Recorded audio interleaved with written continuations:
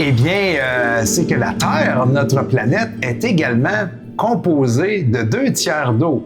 Quand même intéressant.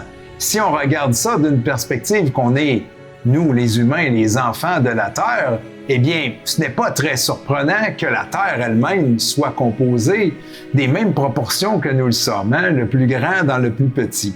Alors, mais c'est quand même intéressant comme analogie, et même cette concordance peut être retrouvée aussi dans l'univers. Si on se réfère à l'hydrogène, hein? L'hydrogène qui est l'élément, l'atome principal qui compose l'eau, eh bien, dans l'univers, on retrouve environ la même proportion d'hydrogène, c'est-à-dire le 2 tiers, un petit peu plus, qui compose littéralement toute la matière de l'univers.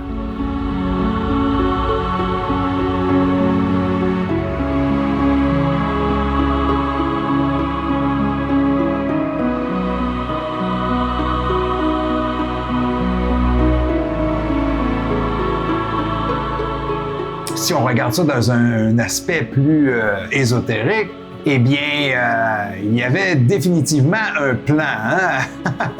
Une espèce de canevas qui a été, ou un schéma qui se répète, qui a été suivi et qui donne à l'hydrogène, hein, ce fameux H, une énorme importance parce que l'hydrogène, c'est le carburant le plus répandu dans l'univers et le plus puissant aussi, hein, qu'il a, on appelle une charge électronégative qui est la plus puissante.